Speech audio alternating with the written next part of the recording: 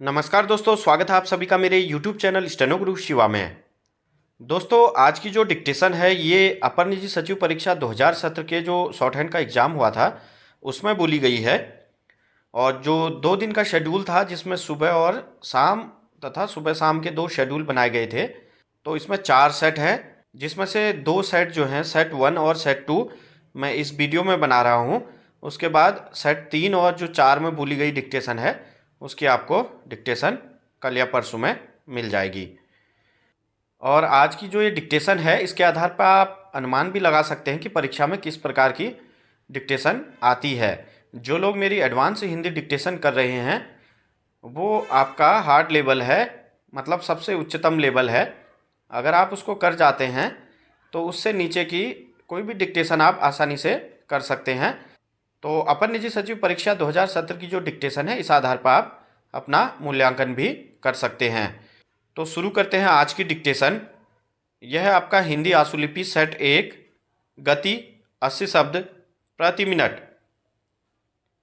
Start. उपाध्यक्ष महोदय, मैं तो इस बिल के संबंध में कुछ कहना नहीं चाहता था, लेकिन रेलवे मंत्री जी का ध्यान आकर्षित करने के लिए 2 छोटे छोटे सुझाव इस विषय में रखना चाहता हूँ।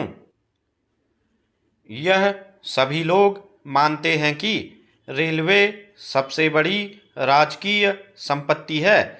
इसमें अगर किसी तरह का नुकसान होता है तो सभी प्रकार लोगों को चाहिए, चाहे वे किसी भी राजनीतिक दल अथवा संगठन विशेष से संबंधित हों, उसकी रक्षा करें। अगर इसमें किसी तरह का कोई घाटा हो तो उसको रोकने की कोशिश करें। मैं समझता हूँ कि रेलवे मंत्री जी की तरफ से यह जो बिल पटल सदन के सामने आया है कानून बनने के लिए, वह इसी बात को ध्यान में रखते हुए आया है। लेकिन मैं अभी बैठे बैठे 2-4 माननीय सदस्यों का संवेदनहीन भाषण सुन रहा था। मुझे कभी कभी दुख इस बात का होता है कि हमारे देश के लोग इस बात को अच्छी तरह से नहीं समझते हैं कि यह रेलवे हमारी राष्ट्रीय संपत्ति है। रेलवे एक ऐसी संस्था है जो देश की बहुत बड़ी सेवा कर रही है। सिर्फ पैसेंजरों को इधर उधर ले जाने में उसका उपयोग नहीं किया जाता, बल्कि देश की राष्ट्रीय अथवा अंतर्राज्यीय योजनाओं को पूरा करने में उसका बहुत बड़ा योगदान रहता है।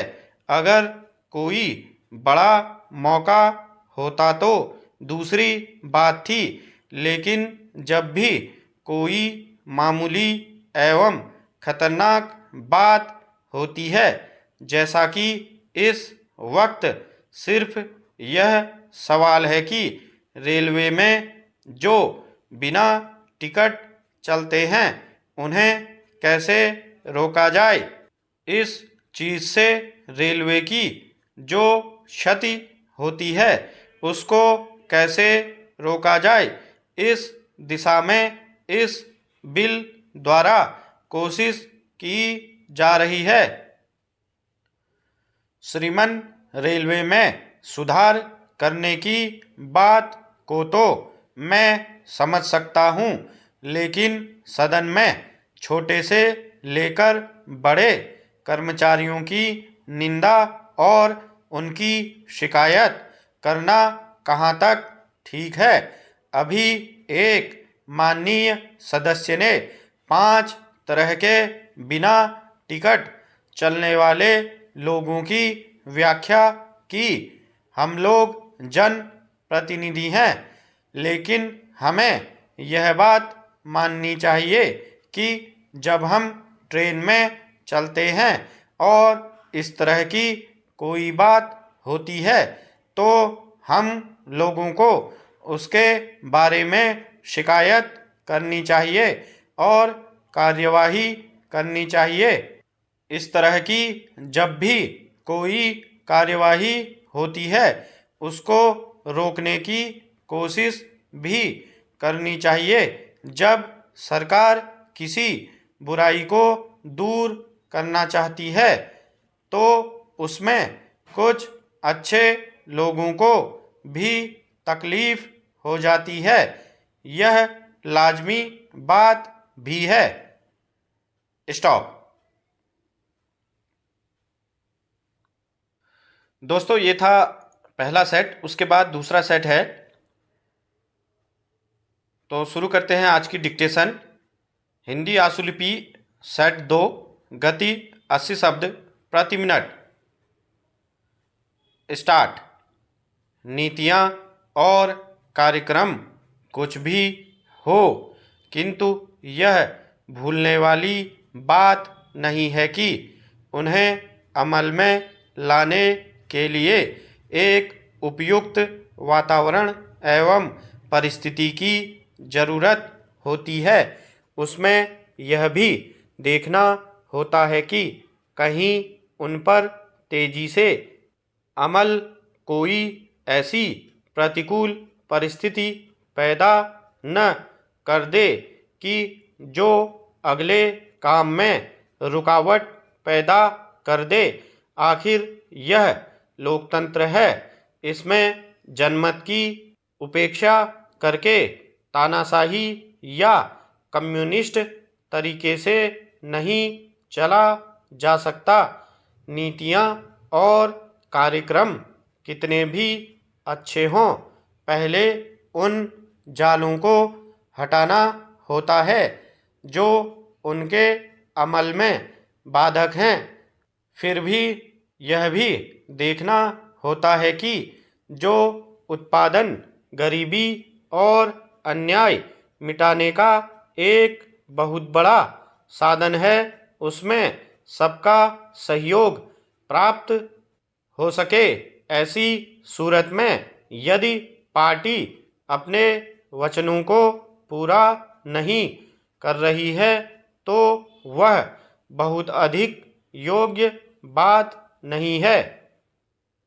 प्रधानमंत्री ने यह बिल्कुल ठीक कहा है कि गरीबी उन्मूलन पार्टी द्वारा दिया गया नारा कोई ऐसी जादू की छड़ी नहीं है कि उसके घुमाते ही गरीबी दूर हो जाए।